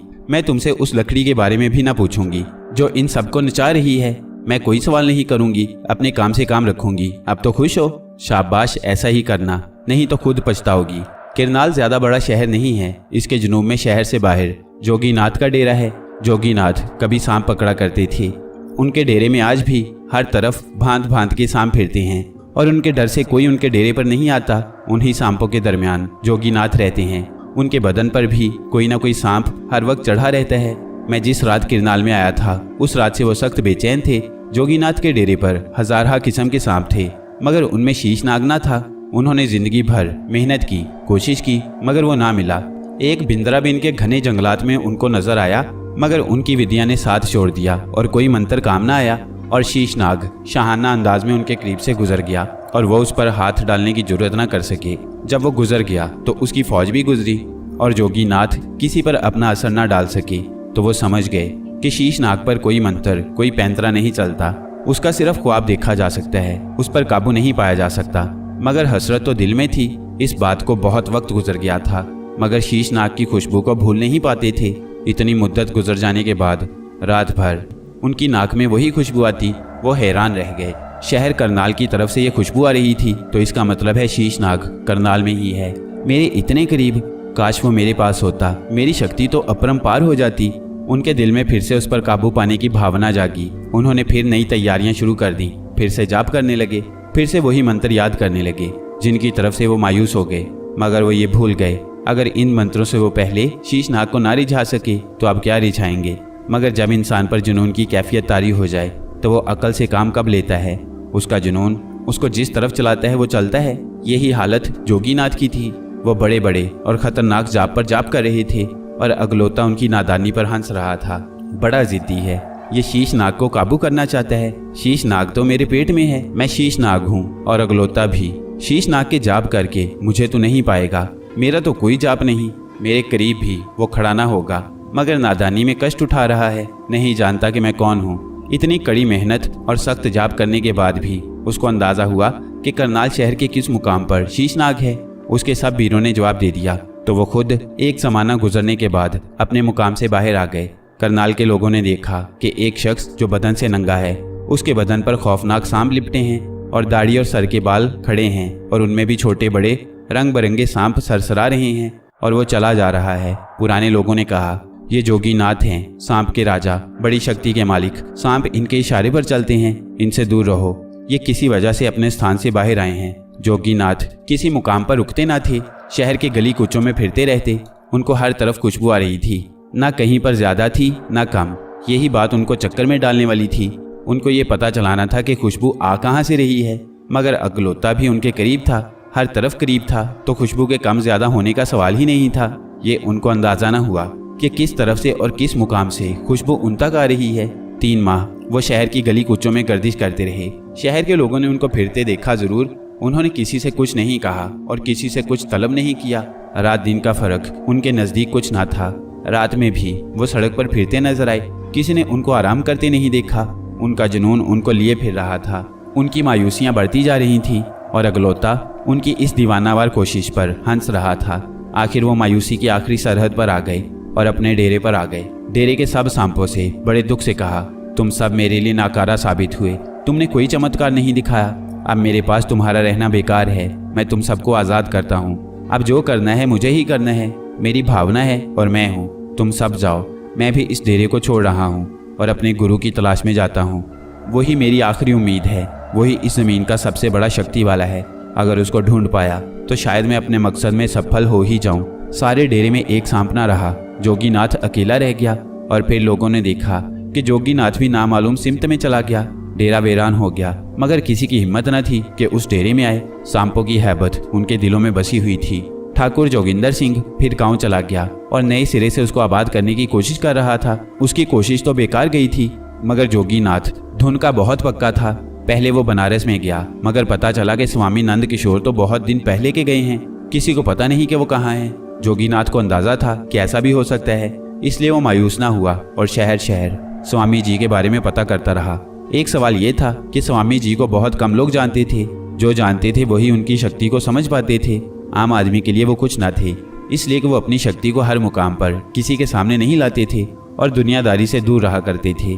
जोगीनाथ स्वामी जी का चेला तो नहीं था, मगर उनको अपना गुरु ही ख्याल करता था और उनकी लाइन पर रहने की कोशिश करता था। वो काले इल्म में माहिर तो था, मगर उसको इस्तेमाल नहीं करता था। उसकी ज़्यादा तवज्जो सांपों की तरफ थी। इसमें उसने दूर तक देखा था और इसको दिलचस्प पाया था और उसकी ख्वाहिश थी कि शीशनाग, जो कि सांपों का बादशाह है, उसके मन को हासिल करे, क्योंकि वो जानता था कि ये मन बहुत बड़ी शक्ति होता है। मगर वो उसके हासिल करने में नाकाम था। शीशनाग उसके करीब होने पर भी वो कुछ नहीं कर सकता था। उसकी साल साल की कमाई शक्ति उसके किसी काम ना आई और वो गुरु स्वामी जी की तलाश में निकल पड़ा। स्वामी जी का किसी बस्ती में होना तो मुश्किल था, अगर आबादी में होते तो बनारस ही मुकाम था। उसने अपनी विद्या को इस्तेमाल किया और गुरु के नाम का एक जाप कर डाला। उसको सिर्फ ये अंदाज़ा हुआ कि गुरु किसी ऐसे मुकाम पर हैं जहाँ इतनी ठंडक है कि इंसान नहीं रह सकता। जोगीनाथ के तो दिल को लगी थी। उसने सोचा मैं जाऊँगा ज़रूर, ज़्यादा से ज़्यादा ठिठर कर मर जाऊँगा या शायद गुरु के दर्शन कर लूँ। जिंदगी अगर बार बार मौत के करीब से ना गुजरे तो फिर जिंदगी क्या है। जिंदगी का हुस्न तो ऐसी ही जगहों पर नुमाया होता है कि मौत के शिकंजे से निकलकर जब जिंदगी का यकीन होता है तो जिंदगी दिलकश हो जाती है और काम की लगन भी बढ़ जाती है। इंसान नए सिरे से जिंदगी को संवारता है, तरतीब देता है, नए प्लान करता है। ठंड का इलाका हिमालय है। यहाँ पर हजारों गार हैं। उन गारों में ना जाने कितने ऋषि मनी, इन गारों में ना जाने कितने ऋषि मनी बर्फ के समुंदर में गर्क हैं। मैंने तो कोई इतनी बड़ी घटना बर्दाश्त की ही नहीं। फिर मैंने एक आरजू मन में पाल ली, शीशनाग के मन की। तो मुझे क्या मिलने वाला था? मैं ही निर्दोही हूँ। बेमेहनत के आरजू बेकार है। मिलता तो उनको है जो खुद को भट्टी में डाल देते हैं। सोना जब तक आग नहीं देखता उसमें खूबसूरती नहीं आती। मैं डेरे पर जो ले सकता था मैंने लिया, मगर वो मेरे काम ना आया। बेइल्म के जंगलात में फिरता रहा और कुछ ना कर पाया। मुझे भी इस बर्फ़ की भट्टी में उतरना होगा। और वो हिमालय की तरफ रवाना हुआ। जूं जूं करीब होता गया सर्दी बढ़ती गई। उसकी मंजिल कैलाश पर्वत था, मगर वो बहुत दूर था और सर्दी नाकाबिले बर्दाश्त होती जा रही थी। उसका जाप एक मुकाम पर रुक गया और उसको पता चल गया कि यहाँ पर करीब में एक साधु है। वो निरा साधु नहीं है। उसका रूप ज़रूर साधुओं वाला है, मगर उसका असल काम जड़ी बूटियाँ जमा करना है। वो ऐसी बूटी तलाश कर रहा है जो इंसान को अब्दी ज़िंदगी दे दे और उसका जिस्म तबई उम्र पूरी करने के बाद भी फना ना हो। वो जानता है कि भगवान ने बड़ी बड़ी सफ़ेद जड़ी बूटियाँ पैदा की हैं। उन जड़ी बूटियों में ज़िंदगी और मौत दोनों ज़मीन के सीने पर बिखरी पड़ी हैं। नज़र वाला जानता है कि मौत कहाँ है और ज़िंदगी की पत्ती कौन सी है। जोगीनाथ ने उसके ठिकाने की सिमत का पता चलाया और उस तरफ चल पड़ा। उसने देखा कि तराई में बड़े और घने दरख्तों के दरमियान एक पत्थरों की कोठरी है और उसमें से धुआं निकल रहा है। जोगीनाथ दौड़कर उसके करीब गया और लकड़ी के दरवाजे पर दस्तक दी। दूसरी दस्तक पर दरवाज़ा खुला और एक धोतीपोश उसके सामने खड़ा था। उसने जोगी से पूछा, काहे आया है? जोगी बोला, एक काम तुमसे पड़ गया है, उस कारण आया हूँ। साधु ने सर से पैर तक जोगी को देखा और बोला, आजा अंदर। तेरे आने का कारण मैं कुछ समझ रहा हूँ। कोठरी गर्म थी, आग जल रही थी और दीवार पर खूंटियों पर घास पत्ते और सूखे फल लटक रहे थे। जोगी की कुटिया में बड़ा सुकून था। साधु ने कहा, मदरा पिएगा? तूने ऐसी मदरा जिंदगी में कभी नहीं पी होगी। ये इस सर्दी को तेरे शरीर से दूर कर देगी। जोगी ने कहा, मैं इस कारण तो आया हूँ कि मेरा बदन सर्दी में ठिठुर रहा है। अगर मैं इसी तरह रहा तो वो काम नहीं कर पाऊंगा जिसके करने की भावना लेकर आया हूँ। साधु ने एक मटके में से एक गिलास डालकर एक मशरूब निकाला और एक मिट्टी के प्याले में डालकर जोगी को दिया और बोला, पी जा, आराम भला करेगा। जोगी ने वो मशरूब लिया और मुंह से लगा लिया। पहले घूंट में ऐसा लगा जैसे उसने आग जिस्म में डाली है। उसकी आंखें पथरा गईं और उसका बदन दहकता कोयला बन गया। मगर ये सिर्फ चंद लम्हों की बात थी और इसके बाद वो नॉर्मल हो गया। दूसरे घूंट ने उस पर कोई असर ना किया और वो पूरा मशरूब पी गया। तो साधु ने कहा, ये मदरा ही इस बर्फ़ के तूफान में ज़िंदगी है। मैंने कई साल की मेहनत के बाद इसको बनाया है। अब बोल, कैसा लग रहा है? जोगी बोला, मैंने ऐसी मदरा कभी नहीं पी। अब मुझे ज़रा एहसास नहीं कि मैं कहाँ हूँ, मगर मैं यहाँ रुकने नहीं आया। मेरा सफ़र आगे है। उस वक्त मैं क्या करूँगा? तेरी भावना बेसफल है। तू जिसकी खोज में है वो तेरी पहुँच से बहुत दूर है, पर तू मेरी मानेगा नहीं, ये भी मैं खूब जानता हूँ। साधु बोला, मैंने सब कुछ छोड़कर सिर्फ एक लौ लगाई है। जोगी ने जवाब दिया, तू जिस महापुरुष को खोज रहा है वो इसी हिमालय में है, पर उसका ठिकाना किसी को पता नहीं। मैं तेरी मदद सिर्फ इतनी ही कर सकता हूँ कि तेरे शरीर को सर्दी ना लगे, और इसका इलाज ये मदरा है। तू इसको साथ रखना और सिर्फ एक घूंट रोज ही पी लेना। तेरी और मेरी मंजिल अलग अलग है। अब तू जा और ये ले जा। साधु ने एक बोतल मशरूब मटके से भरकर जोगी के हाथ में दे दिया। तो जोगी बोला, महाराज, ये क्या मेरे लिए काफ़ी होगी? साधु ने जवाब दिया, हर इंसान को अपनी राह खुद बनानी पड़ती है, आगे तो खुद अपना रास्ता बनाना। जोगी ने गर्दन हिलाई और कोठरी से बाहर आ गया। सूखी कोई नादान औरत न थी, अपनी लाइन की होशियार औरत थी और खुद को हालात के मुताबिक ढालने के गुर जानती थी। उसको अंदाज़ा हो रहा था कि दयाराम कुछ अलग किस्म का मर्द है। उसके पास ना रुपए की कमी होती है ना ताकत की। रात भर जागकर भी सवेरे ताज़ा दम होता है। मुझे अब फिक्र थी अगलौता की उस खुराक की। उसकी ज़रूरत पूरी करना भी ज़रूरी था, वरना वो सूखी पर मुंह मार देता। मुझे सूखी ने आराम दिया था और मैं उसे अपने पास रखना चाहता था। अगलौता ने मुझे कहा, तू कुछ ढीला पड़ गया है। मैं उसका मतलब समझ गया और बोला, नहीं, ज़रा नई जगह है। हालात का अंदाज़ा कर रहा था। अरे हालात तो हम खुद बनाते हैं। ज़रा बाहर आ, सैर सपाटे कर। तू एक शक्ल देख देख कर क्या खुश होता है? अरे यहाँ पर एक से एक नारी पड़ी है। मैं बोला, तू ही बोल, क्या करूँ? करना क्या है? रात को किसी रौनक वाली जगह चल, जरा मौज करेंगे। सेठ गढ़वाल की लड़की की बारात आ जा रही है। बड़ा शानदार मंडप बनाया गया है। शहर भर के लोग आ रहे हैं, मगर वहाँ पर मुझे कौन जानता है? मैंने जवाब दिया, सब जान जाएंगे जब तू उन सबसे ज़्यादा कीमती तोहफा सेठ गढ़वाल को पेश करेगा। तू नहीं जानता, मगर मैं जानता हूँ। सेठ गढ़वाल बहुत दौलतमंद है, मगर उसकी कंजूसी भी मशहूर है। उसका किसी से खास नाता है तो सिर्फ माया से। तेरे तोहफे को देखकर वो खुश होगा। तू खुद को बड़ा जिम्मेदार जाहिर करना और अपनी जागीर लाहौर के पास बताना। उसका खास मेहमान बन जाएगा। इसके बाद मेरा काम शुरू होगा और उसकी सपुत्री और दौलत दोनों तेरी झोली में आ जाएंगी। अगलौता की ये बातें सुनकर मैं एक्शन में आया और एक बहुत कीमती हार खरीदा और बड़ी शानदार टिमटिम का बंदोबस्त करके उस वक्त सेठ गढ़वाल के दरवाजे पर पहुंचा, जब वो खुद मेहमानों के इस्तकबाल को खड़ा था। सेठ गढ़वाल कांधे पर बड़ी नफीस शाल डाले मेरी तरफ बढ़ा, मगर शक्ल देखकर एक लम्हे को अजनबी निगाहों से मुझे देखता हुआ बोला, सेठ, मैंने आपको पहचाना नहीं, मुआफ़ी चाहता हूँ। मेरे लबों पर मुस्कुराहट तो पहले ही थी, वो और गहरी हो गई और मैं बोला, मैं जागीरदार दयाराम हूँ। मेरी सारी जागीर लाहौर के पास है, मगर मैं यहाँ पर किसी काम से आया हुआ हूँ। आपकी सुपुत्री की शादी का सुना तो तोहफा देने आ गया हूँ। हमारे यहाँ का दस्तूर है कि पिंड में शादी किसी की हो हम तोहफा ज़रूर देते हैं। आप करनाल में और मैं भी यहाँ पर हूँ, तो मैंने अपना ख़ानदानी दस्तूर निभाया है। ये बहुत मामूली तोहफा मेरी तरफ से कबूल करें। गढ़वाल ने कीमती हार को देखा और उसकी आंखों में रोशनी आ गई और वो खुश होकर बोला, आपके बारे में मुझे पता ना था, वरना संदेशा ज़रूर भेजता। पर खैर, आप आ गए। बड़ी कृपा की आपने और अपना बड़ापन भी जाहिर कर दिया। ख़ानदानी लोग ऐसा ही करते हैं। आप मेरे मुअज़्ज़ज़ मेहमान हैं। और उसने शहर के बड़े नामी लोगों से मेरा तारुफ करवाया। मेरा एक मकसद तो पूरा हुआ। अगलौता ने मेरे कान के पास मुंह करके कहा, देखा, मैंने कहता था गढ़वाल खुश होगा। तेरी तो हर बात ठीक ही होती है गुरु, मैंने जवाब दिया। खाने के बाद पीने पिलाने और नाच गाने का प्रोग्राम शुरू हुआ और आधी रात गुजर गई। अगलौता ने एक बांकी गाने वाली पर नजर रखी। उसका जिस्म सांचे में ढला हुआ था और चेहरे पर जवानी का हुस्न, इस पर उसका बनाव सिंगार अकल पर जादू कर रहा था। महफिल जारी थी कि अगलौता ने मुझको कहा, आप जाने की इजाज़त तलब करो।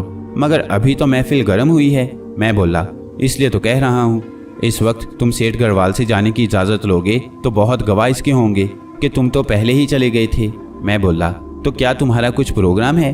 तूने खूब पेट भर लिया, गाना भी सुन लिया। मेरा कुछ ख्याल है ख्याल, मैं इजाज़त लेता हूँ। सेठ गढ़वाल बोला, अरे जागीरदार साहिब, अब तो महफिल पर शबाब आया है और मेरी नींद पर भी शबाब आने को है। मेरा असूल है आधी रात के बाद नहीं जागता, इसलिए इजाज़त दें। और मैं भरी महफिल में से बाहर आ गया और अपनी टिमटिम पर घर की तरफ रवाना हुआ। घर आकर मैंने कपड़े बदले और फिर अगलौता से पूछा, क्या करना है गुरु? तुमने वो गाने वाली देखी है ना? वो सवेरे घर आएगी तो तू उसके पास जाएगा। अगलौता बोला, उसके बाद क्या करना है? मैंने पूछा। वो बड़ी नखरे वाली है, माया उस पर बरसती है, इसलिए वो माया जाल में नहीं आएगी। उसकी माँ एक काया और घाट घाट का पानी पिए हुए है। उसने अपनी हिफाजत को कई नामी ग्रामी बदमाश पाल रखे हैं, मगर ये सब मेरे लिए बेकार चीजें हैं। अगलौता ने कहा, फिर उसको अपनी तरफ रागिब करने को क्या करना होगा? मैंने पूछा। उसके दिल में खौफ पैदा करना होगा। वो खौफज़दा होगी तो तेरी तरफ रागिब होगी। ठीक है गुरु, तुम जो करोगे ठीक ही होगा, मैंने जवाब दिया। अरे आपसे तो रात को मुलाकात हुई थी, आप कैसी जहमत की? उजली बोली। मैंने उसका हाथ पकड़कर कहा, उजली बाई, महफिल में देखकर दिल नहीं भरा था, इसलिए हाजिर हुआ हूँ। आपकी मेहरबानी है, क्या खिदमत करूँ? उजली बोली, खिदमत आप ना करें, खिदमत तो हम करेंगे। अगर कभी ज़रूरत पड़े, किसी किस्म की मदद की ज़रूरत हो तो याद कर लें। आपको अंदाज़ा हो जाएगा कि हम आपके सच्चे कदरदान हैं। मैं आपके लिए नाश्ते का बंदोबस्त करूं? उजली ने कहा, नहीं, इसकी ज़रूरत नहीं, सिर्फ आपको देखना था। रात भर आपकी सूरत नज़रों के सामने रही थी और मैं फ़ौरन चला आया। उजली बाई हैरत से मुझे जाता देखती रह गई। बाहर आते ही अगलौता ने कहा, तुमने बात खूब बनाई है। मैं बोला, तेरा हुक्म तो पूरा करना पड़ता है गुरु। उजली बाई बड़ी गाने वाली थी, शुरफा की महफिलों में बुलाई जाती थी और हज़ारों रुपए कमाती थी। दूसरी रात फिर उसका एक प्रोग्राम था, मगर अचानक उसकी आवाज़ बैठ गई और उसने माजरत कर ली। दिन में उसकी आवाज़ ठीक थी, मगर रात को फिर आवाज़ बंद हो गई। 3 रातें इस तरह हुआ तो उसकी काया माँ फिक्र में पड़ गई। क्या है कि दिन में ठीक और रात को आवाज़ बंद? मास्टर गौहर खान ने कहा, बाई जी, ये तो कुछ और ही चक्कर लगता है। बाई जी ने कहा, तूने ठीक कहा मास्टर, दिन में तुम्हारे साथ रियाज करती रही है, ठीक थी, महफिल के वक्त पर आवाज़ बंद हो गई है। कहो तो किसी सियाने को देखूं, मामला कुछ ऐसा ही है। बाई जी ने कहा, अरे देर ना कर, फौरन किसी को लाओ, मैं तो सख्त परेशान हूँ। मास्टर गौहर खान दौड़े दौड़े अपने दोस्त पंडित मुखीराम के पास पहुंचे और पूरी कहानी बयान कर दी। पंडित मुखीराम दान दक्षिणा वसूल करने वाले पंडित थे। कहीं भजन कीर्तन सुना दिए, कहीं पर रटी हुई कोई कथा सुना दी और अपनी रोजी पैदा कर दी। उनके पास क्या था जिसके बल पर वो कुछ राय देते? बोले, भाई गौहर, बात यह है कि मैं तो बस रात का पंडित हूँ, पूजा पाठ तक ही मेरा काम है। रात को आवाज़ बंद और दिन में ठीक है, मेरे पल्ले तो कुछ पड़ा नहीं, पर आदमी हूँ खरी बात कहने वाला, मेरी अपनी हो या पराई, तो भैया मैं तो कुछ ना कर सकूं। हाँ, एक आदमी है मेरी नज़र में, चमन लाल की चक्की के पिछवाड़े एक मंदिर है, उसके बारे में पता ये है कि उसका पुजारी हनुमान भगत है और वो ये काम करता है। तुम उसके पास चले जाओ, शायद तुम्हारा वो काम कर दे। गौहर खान दौड़े उधर और पुजारी सोलंकी को अपनी सारी कहानी बयान कर दी। अरे वाह, ये खूब रही, रात को आवाज़ बंद और दिन में ठीक, ये काम तो किसी का किया लगता है। पर तुम फिक्र न करो, पता बतलाए दो और 51 रुपए का बंदोबस्त करो। गौहर बोले, रुपए तो तुमको वहीं पर दे दूंगा, पर आओगे कब? रात किस वक्त आवाज़ बंद होती है ये बताओ? पंडित सोलंकी ने कहा, अरे बस शाम हुई कि आवाज़ बंद होना शुरू। गौहर ने बताया, तो ठीक है, हम सूरज देवता के कूच करते ही आ जाएंगे, दक्षिणा तैयार रखना, पंडित ने कहा। गौहर खान खुश खुश आ गए और रिपोर्ट बाई जी को बतला दी। शाम होते ही 51 रुपए पंडित सोलंकी को ले आए और वो एक कमरे में आसन जमाकर बैठ गए। मगर शाम होते ही उजली बाई की आवाज़ बंद हो गई और पंडित जी भी अपनी जगह जमकर बैठे रहे और सुबह तक उनके मुंह से भी ज़रा आवाज़ ना निकली। उन्होंने उठना चाहा तो ज़मीन ने पकड़ लिया। सुबह धूप निकलने तक पंडित ज़मीन पर बैठे रहे।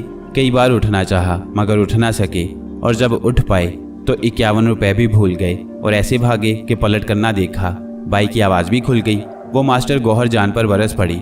अरे ऐसे साए को लाए कि जो बैठा तो बैठा ही रह गया, कोई काम तो ढंग का कर लिया करो।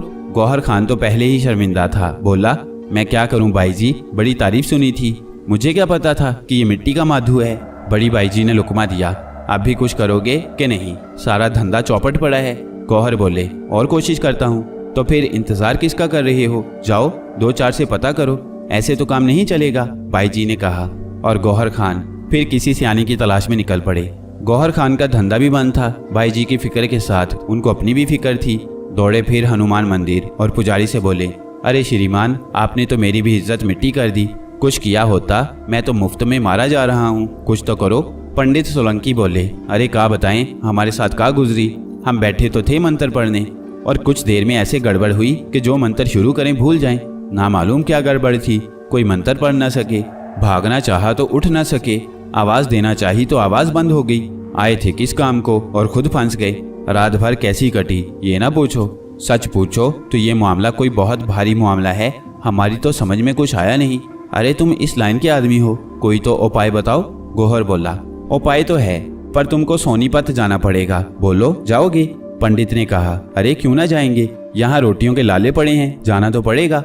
गौहर ने जवाब दिया, तो फिर सुनो, वहाँ पर भी एक बड़ा मंदिर हनुमान का है। उस मंदिर में सुंदरलाल साधु रहते हैं। पुजारी जी से मेरा हवाला दोगे तो वो तुमको उससे मिलवा देंगे।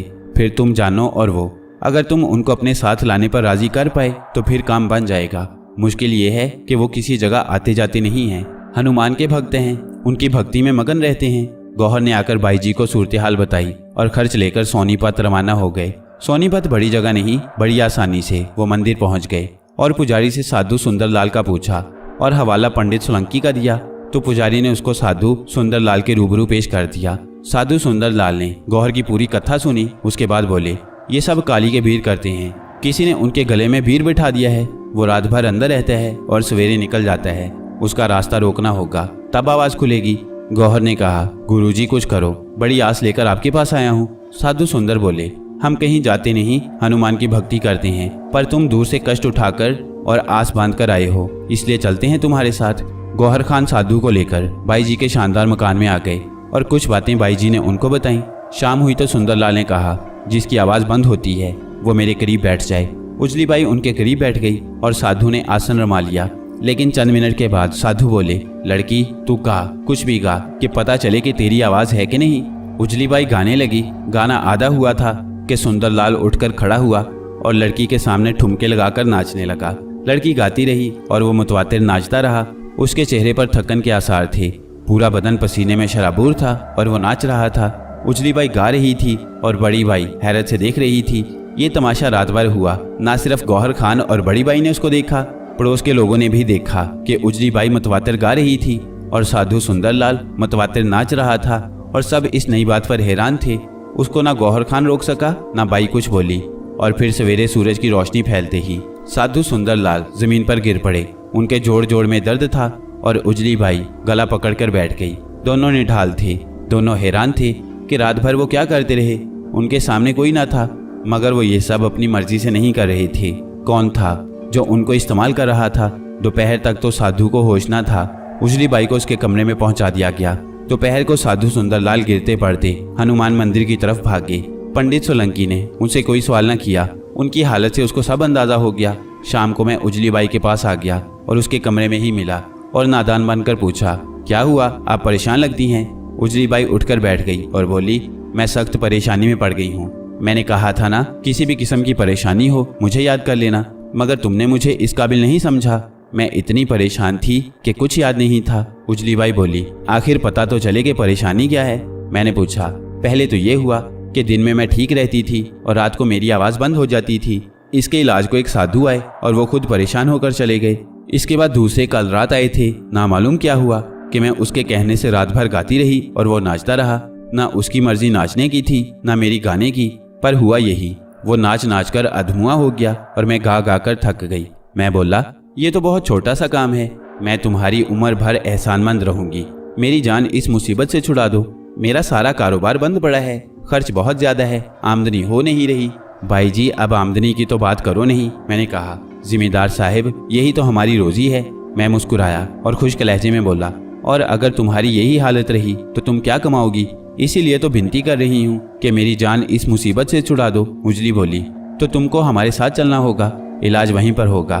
तुम पर जो चीज़ है वो किसी के बस में आने वाली नहीं है। चाहो तो और किसी जादू करने वाले को आजमा लो। मैंने कहा, मुझे आप कहाँ ले जाएंगे? उजली ने पूछा, ऐसी जगह जहाँ पर तुम सारे दुखों से आज़ाद हो जाओगे, शांति ही शांति होगी।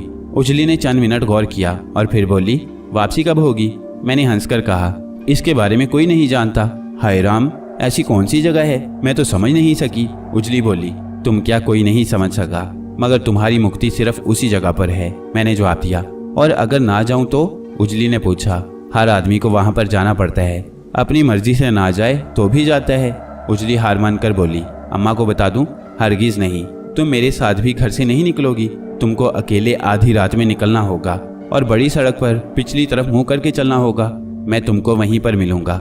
ये काम खुफिया तरीके पर करना है, किसी को हवा ना लगे, वरना तुम्हारा दुश्मन होशियार हो जाएगा।